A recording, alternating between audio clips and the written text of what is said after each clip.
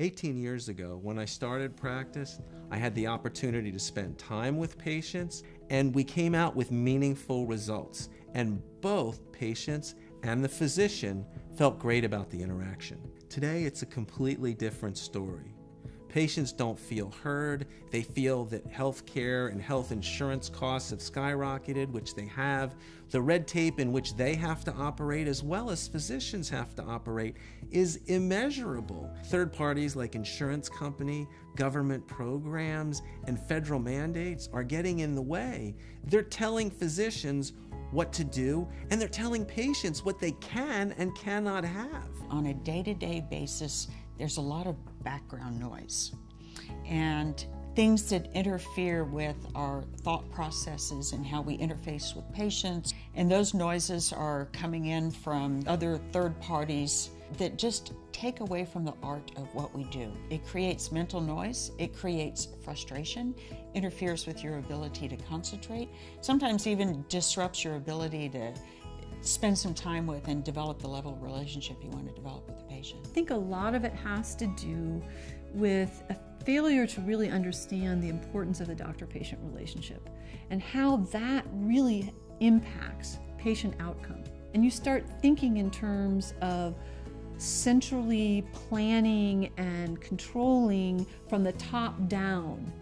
How are we going to make a plan that addresses these needs? There's always basic principles. In medicine, there's rules, general rules that you will use as a standard against which to judge, does this apply in this case or not?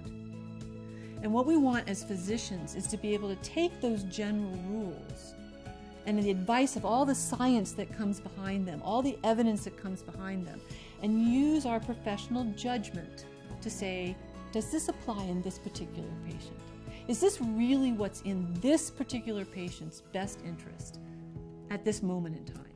I do think there is a common denominator that is weaved across all of those things. And to me, the common denominator is this frustration that those outside of medicine are telling us how to practice our profession. Certainly another issue is insurance companies almost dictating to physicians how to practice. It's all become population-based, and all that is important, but really when it gets down to it, what is that person needing right there in that moment?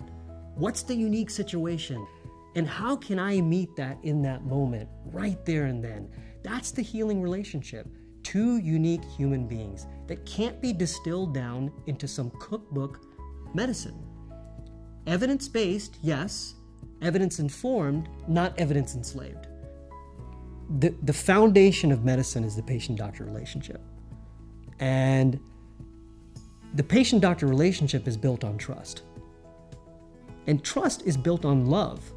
We bring back love in the patient-doctor relationship.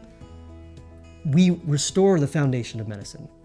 I'll tell you a small story about a woman I just met named Esther. Esther was sent to me by her family physician for a little red spot on her upper lip. She was an older woman, about 82 years old, a gorgeous lady with blonde hair and beautiful crystal blue eyes.